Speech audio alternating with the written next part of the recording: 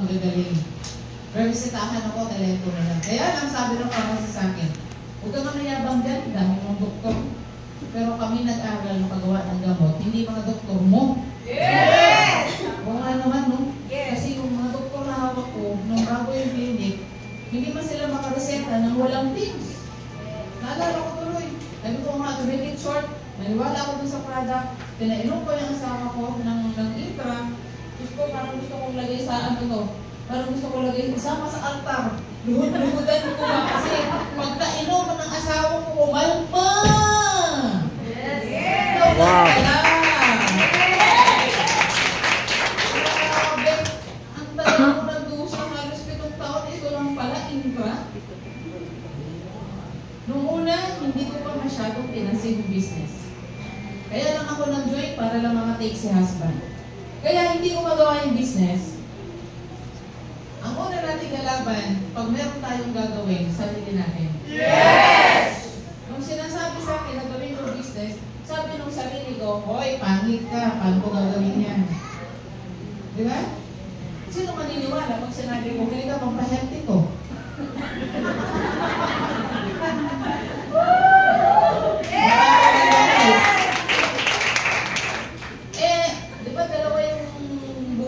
Lagi sa atin araw-araw. Yes. The evil one and the Holy Spirit. Yes. Si Holy Spirit, talagang pinaglaban niya, nakasabi na ako, nakutang ako.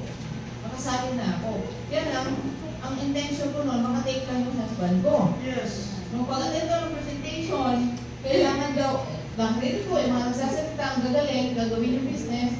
Sabi ko, hindi ako kaya dyan. Kasi wala akong face value, wala akong credibility. Anong credibility ko sa palengke? Lahat ano ko, parang kada isang linggo, iba yung tagpulin sa pwesto ko sa palengke. Ano yung may juice? Pagbalik nung kakilala ko, sapatos. Pagbalik nung kakilala ko, kape. Ano nga yung lahat nga? Sabihan ko, I have no face value, I have no credibility, I don't have influence. Sino yung mga kakilala ko sa palengke? E di pa ako din nasa palengke. Hindi rin major yung palengke namin kasi talipapa. Alam niyo yung talipapa? Yes! Yung pwesto ko na isang di pa lang ganyan. Yung pwesto ko. Tapos yung tabla lang yung pansara, yung gano'n na tabla. Pwede tadya ka ng pusa, mabubuksan mo. Gano'n lang ang pwesto ko sa palengke. No face value, no credibility, no influence. Sinong bibili sa akin ng 1.5 na intra, 1.5 that time? Pare-pareho kami mga katabi ko sa palengke nangangarap makabili ng bigas na isang sako. Alam mo yung sako-sako lang kami bumili ng bigas? Sino ba nakaka-relate sa akin? Ay, lahat kayo, di sako na. Hindi na per kilo. Eh, ako talaga daw po. Grabe ba? Pangarap ko talaga yung isang sakong bigas nung araw. Sabi ko, paano ko gagawin yung business? Tapos lang ako rin na magsalita dyan. Ang gagaling ng mga speakers, di ba? Yes. Di ba? Yes! Hindi sila biling dun sa mga speakers. Again, di ba? Yes! Kailangan, pag gusto niyo magdato, malakas kayo mag? Yes! Kailangan dinig na dinig hanggang langit ni Lord yung yes nyo. Yes! Kasi sabi ni Lord, ang hina naman ang yes, parang di naman totoo mga ngarap ko. Tama? Yes! But you know what? Kahit hindi ko siya naiintindihan nung bagayan niyo kumaten, first time kumaten. Hindi ko siya naiintindihan. Lumalaban ang kalooban ko. Ang feeling ko kayo lang yan, hindi ako. Hindi ako bagay dyan, kayo lang yan, hindi ako. But God's design sa buhay natin is perfect. Yes! Meron na yung blueprint. Yes. Yes. Nakahulmang ka na. Yes! Nakahulmang ka na mag-GMT ka. Yes! Kaya lang, life is a choice eh. Hinulpa ka na, binigyan ka na ni Lord ng cubicle para mag-GMT ka.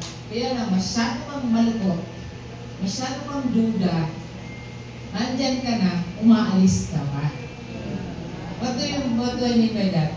Maraming executors na sa-sign up na, pero hindi natutuloy. Yes. Nakahanap na naman ng iba. Yes. Kung naintindihan ko, naghanap pa ng hindi mo rin maintindihan. Masyadong matalino ba? Yes. No? Parang ano lang, sa religion, pwede ano sa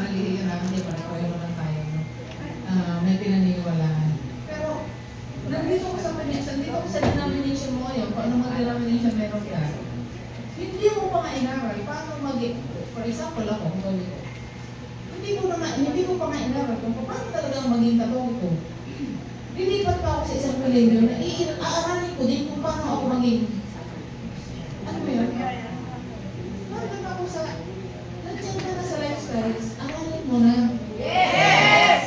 Naging guest ka na ngayon, wala ka na lang ibang gagawin, kundi mag-sign up. Yes! Hindi yung Lord para ba sa akin to? Pag nakahanap ako ng puhunan, ibig sabihin sa akin to. Walang ganun kay Lord. Yes. The mere fact na nakaupo ka na dyan, you are destined to become a global marketing director. Yes! Ang role mo, humanap ng paraan. Yes! Para makatong. Yes! Alam ko, mayroon ka naman nakatago, withdraw mo na yan. Yes! Ito mo na ng taya. Yes! Kasi pag hindi mo dito yan nilagay, kukunin niya ni St. Peter. May nakita ko doon kanina St. Peter agent. Pag hindi nyo nilagay sa lifestyles, kukunin niya ni St. Peter, kukunin niya ng hospital. So kunahan nyo na, bago nila kunin, dito mo na ilagay. Yes! Kasi dito, manganganak ng marami pera. Pag doon kay St. Peter nilagay manganganak ng marami utang. Tama? Kaya huwag sabihin na, para ba sa akin ang lifestyles? Dear guest, kung guest ka, ako na nagsasabi sa iyo, sinasanla ko yung pagkatao ko, pagka-GMD ko, para ka sa lifestyles. Magpaturo ka lang sa nagdala sa iyo dito. Yes! Kagaya ko, dire-diretso ko na ito ginawa. Kailan ako ng full-time? 2010 years bago ako ng full-time. Pero hindi na naisip, di ba? Masyado nang lutang-utak ko sa dami ng problema. Kung bakit ako ng full-time, hindi na ako nag-decide ko ng full-time. Nag-leptospirosis na naman si husband kasi nag-ondoy. So sabi ko, shucks, ang daming pinagdaanan ng asawa ko na aksidente na nagligtas. Nakaligtas. Tapos nag-ondoy na naman kami, na-ondoy kami. Naligtas na naman siya doon sa baha kasi muntik na malunod. Nag-ano siya, dengue. Talagang parang mamamatay na rin yun. Nag-leptospirosis, mamamatay na rin yun. Pero anong pinalala sa akin ni Lord? Sabi ko, Lord, paano ba ito? Pag namatay asawa ko ngayon, ihanda ko damdamin ko na mamatay na siya ba? Kaya lang sabi ni Lord, hanap ko mag-intra. Kaya lang sabi ko, intra ko expired. Ipainom ko ba ito, Lord? Mamatay na kasi ito.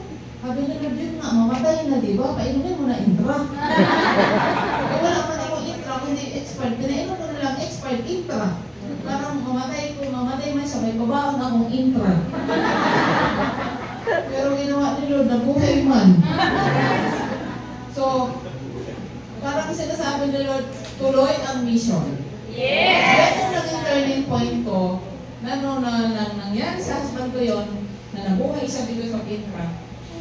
Consider ko na siya as mission. Hindi ko inisip na business. Kasi pag business, pangit ako, hindi maniniwala. Pag business, ayoko mag-alok. Pag business, makakapalang mukha, dami ng umutang. Kapoy na mag-business. Pero pag mission, madali.